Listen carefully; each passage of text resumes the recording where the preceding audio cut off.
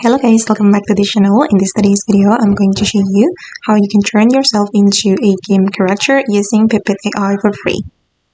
Okay, first of all guys, you need to go to Pippit AI website, then you're going to sign in to the website, then you will get free credits, and you're going to go to the home menu, select image, and you're going to add the prompt and also the photo.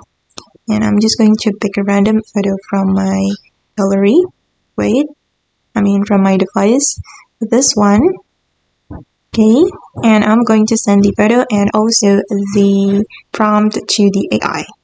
You can modify the photo according to your needs. Modify the prompt, guys. Okay, and hold on. Okay guys, and these are the results, and I'm going to choose one of them. I'm going to choose this one.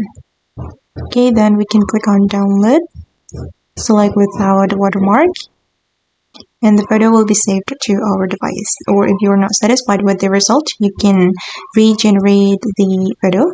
You can click on try again here. Okay guys, and that's how you can turn yourself into a game character using Pippit AI for free. I hope this video will be useful for you. Thank you so much for watching.